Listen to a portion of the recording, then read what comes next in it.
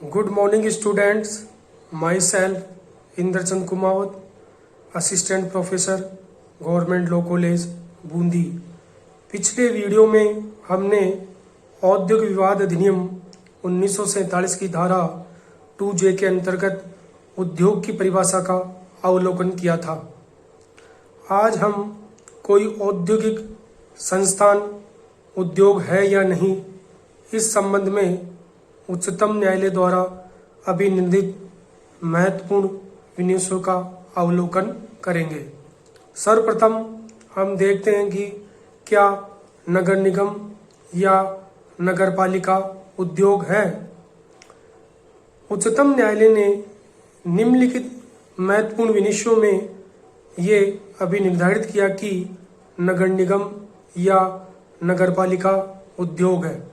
तो प्रथम उच्चतम न्यायालय का निर्णय था D.N. मुखर्जी बनाम P.R. मुखर्जी AIR 1953 उच्चतम न्यायालय। बड़ौदा नगरपालिका बनाम उसके कर्मकार AIR 1953 सुप्रीम कोर्ट। नागपुर नगर निगम बनाम उसके कर्मकारगण AIR 1960 उच्चतम न्यायालय। उपरोक्त विनिर्देशों में उच्चतम न्यायालय ने ये अभिनिर्धारित किया कि नगर निगम या नगरपालिका उद्योग है। उच्चतम न्यायालय ने नागपुर नगर निगम बनाम उसके कर्मकारगण के विनिर्देश में नगर निगम को उद्योग माना, परंतु उद्योग की परिभाषा में संप्रभु कार्य को सम्मिलित नहीं किया। उच्चतम न्यायालय ने नागपुर नगर निगम के बाद में नगरपालिका और तथा नगर निगम को उद्योग तो माना, परंतु संप्रभु कार्य को सम्मिलित नहीं किया तथा नगर निगम की चुंगी विभाग को उद्योग नहीं माना तथा नगर निगम के चुंगी विभाग को उद्योग की परिभाषा में नहीं माना। अतः उच्चतम न्यायालय के उक्त विनिर्देशों के अनुसार नगरपालिका तथा नगर निगम उद्योग है, परंतु संप्रभु के कार्यों तथा नगर निगम के चुंगी विभाग को उद्योग नहीं माना है। क्या चिकित्सालय उद्योग है? चिकित्सालय उद्योग है या नहीं, इस संबंध में सर्वप्रथम स्टेट ऑफ बम्बई बनाम बम्बई हॉस्पिटल मजदूर सभा AIR 1960 सुप्रीम कोर्ट के महत्वपूर्ण मामले में उच्चतम न्यायालय के सामने ये प्रश्न प्रस्तुत किया गया। उच्चतम न्यायालय ने अपने विनिर्देश में चिकित्सालयों को उद्योग माना एवं निम्न सिद्धांत प्रतिपादित किए। उच्चतम न्यायालय ने चिकित्सालय को उद्योग माना तथा निम्नलिखित महत्वपूर्ण सिद्धांत प्रतिपादित किए। प्रथम महत्वपूर्ण सिद्धांत था चिकित्सालय औद्योगिक विवाद अधिनियम 1947 की धारा 2J के अंतर्गत उपक्रम का संचालन करता है। उच्चतम न्यायालय ने क्या सिद्धांत प्रतिपादित किया? चिकित्सालय औद्योगिक विवाद अधिनियम 1947 की धारा 2J के अंतर्गत उपक्रम का संचालन करता है, इसलिए चिकित्सालय उद्योग है। दूसरा जो महत्वपूर्ण सिद्धांत प्रतिपादित किया था, यदि कोई गतिविधि अनवरत रूप से एवं व्यवस्थित ढंग से संचालित की जाती है जिसका उद्देश्य समाज को भौतिक सेवाएं प्रदान करने की दृष्टि से वस्तुओं का निर्माण तथा उनका वितरण करना है, तो वह उपक्रम की संज्ञा में समाहित की जाएगी। तीसरा जो महत्वपूर्ण सिद्धांत दिया उच्चतम न्यायालय ने, क्रियाकलाप जिसके द्वारा संचालित किया जाता है एवं इसका उद्देश्य लाभ अर्जित करना है अथवा नहीं, इससे उद्योग की अवधारणा पर कोई विशेष अंतर नहीं पड़ता। क्रियाकलाप किसके द्वारा संचालित किया जाता है अथवा उसका उद्देश्य लाभ अर्जित करना है या नहीं, इससे उद्योग की अवधारणा पर कोई अंतर नहीं पड़ता है। अतः कोई क्रियाकलाप किसके द्वारा संचालित किया जा रहा है या उस क्रियाकलाप का उद्देश्य लाभ अर्जित करना है या नहीं, इससे उद्योग की अवधारणा पर कोई फर्क नहीं पड़ता। चौथा जो महत्वपूर्ण सिद्धांत प्रतिपादित किया उच्चतम न्यायालय ने, व्यापार एवं कारोबार की पारस्परिक मान्यता कुछ सीमा तक समाप्त हो चुकी है, अतः कारोबार तथा व्यापार के पारस्परिक लक्षणों को अनावश्यक महत्व देना भूल होगी। व्यापार एवं कारोबार की पारस्परिक मान्यता कुछ सीमा तक समाप्त हो चुकी है, अतः कारोबार तथा व्यापार की पारस्परिक लक्षणों को अनावश्यक महत्व देना भूलोगे। तो उच्चतम न्यायालय ने चिकित्सालय को उद्योग माना एवं कुछ महत्वपूर्ण सिद्धांत प्रतिपादित किए। बेंगलोर वाटर सप्लायर बनाम ए राजप्पा AIR 1978 सुप्रीम कोर्ट के मामले में उच्चतम न्यायालय ने हॉस्पिटल मजदूर सभा के विनिश्चय की पुष्टि की और ये अभिनिर्धारित किया कि चिकित्सालय उद्योग है। तो उच्चतम न्यायालय ने बेंगलोर वाटर सप्लायर बनाम ए राजप्पा AIR 1978 सुप्रीम कोर्ट के मामले में भी चिकित्सालय को उद्योग माना। अब हम देखते हैं क्या विश्वविद्यालय या शैक्षणिक संस्था उद्योग है। दिल्ली विश्वविद्यालय बनाम रामनाथ AIR 1963 सुप्रीम कोर्ट के विनिश्चय में उच्चतम न्यायालय ने दिल्ली विश्वविद्यालय को उद्योग नहीं माना। न्यायालय ने कहा कि शिक्षा प्रसारण एक मिशन है, न कि व्यापार व्यवसाय। अतः उच्चतम न्यायालय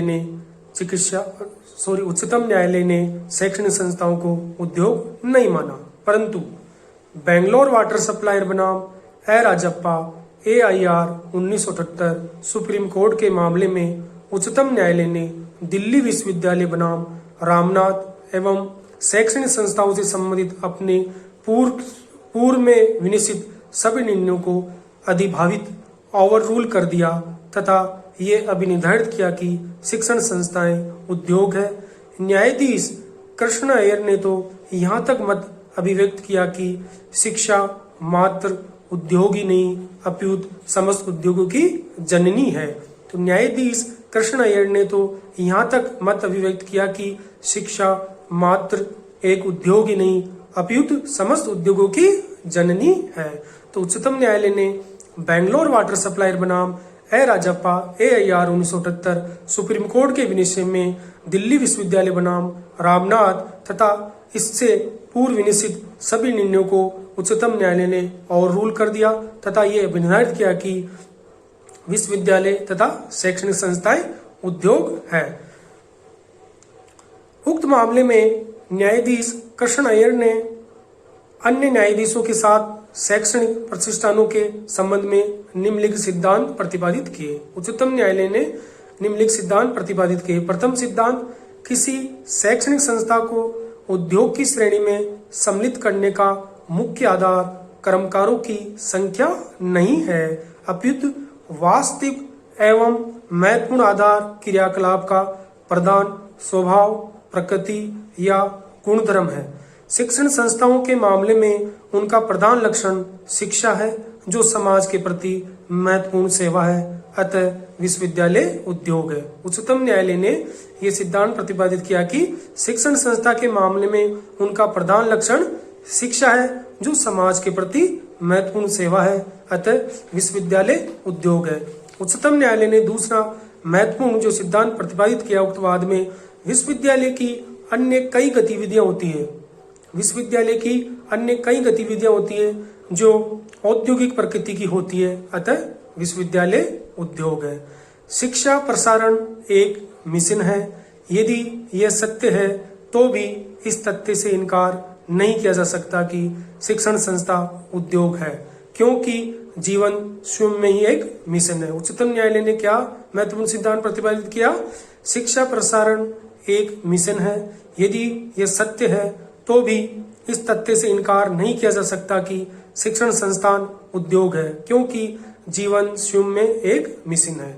अतः उच्चतम न्यायालय ने बेंगलोर वाटर सप्लायर बनाम ए राजप्पा AR 1978 सुप्रीम कोर्ट के विनिश्चय में ये अभिनिर्धारित किया कि विश्वविद्यालय एवं शैक्षणिक संस्था उद्योग है। अब हम देखते हैं क्या क्लब उद्योग है। ये प्रश्न उच्चतम न्यायालय के समक्ष सर्वप्रथम Madras Gymkhana club AIR 1968 supreme court तथा क्रिकेट क्लब ऑफ इंडिया बनाम बम्बई व्यवसाय संघ AIR 1969 सुप्रीम कोर्ट के मामले में आया। उक्त दोनों मामलों में उच्चतम न्यायालय ने क्लब को उद्योग नहीं माना। तो उच्चतम न्यायालय ने मद्रास जिमखाना तथा क्रिकेट क्लब के वाद में क्लब को उद्योग नहीं माना, परंतु बेंगलोर वाटर सप्लायर बनाम ए राजप्पा AIR 1978 सुप्रीम कोर्ट के महत्वपूर्ण विनिश्चय में उच्चतम न्यायालय ने मद्रास जिमखाना क्लब बनाम क्रिकेट क्लब ऑफ इंडिया के अपने विनिश्चय को अधिभावित ओवर रूल कर दिया। उच्चतम न्यायालय ने बेंगलोर वाटर सप्लायर बनाम ए राजप्पा AIR 1978 SC के विनिश्चय में उच्चतम न्यायालय ने मद्रास जिमखाना क्लब तथा क्रिकेट क्लब ऑफ इंडिया के अपने विनिश्चय को अधिभावित ओवर रूल कर दिया और ये अभी निर्धारित किया कि प्राइवेट क्लब अपने सदस्यों को सेवाएं प्रदान करते हैं तथा क्लब के रखरखाव व सदस्यों को सहयोग प्रदान करने हेतु कर्मकारों की नियुक्ति की जाती है, अतः प्राइवेट क्लब उद्योग की परिधि में आते हैं। तो उच्चतम न्यायालय ने बेंगलोर वाटर सप्लाई बनाम ए राजप्पा AIR 1978 सुप्रीम कोर्ट के विनिश्चय में उच्चतम न्यायालय ने क्लब को उद्योग माना, परंतु उच्चतम न्यायालय ने यह भी निर्धारित किया कि केवल छोटे क्लब जो सदस्यों द्वारा स्वयंसेवी संस्था के रूप में चलाए जाते हैं उद्योग नहीं है। तो उच्चतम न्यायालय ने क्या भी निर्धारित किया, केवल छोटे क्लब जो सदस्यों द्वारा स्वयंसेवी संस्था के रूप में चलाए जाते हैं उद्योग नहीं माना। अतः उच्चतम न्यायालय ने क्लब को भी उद्योग अभी निर्धारित किया। Thank you.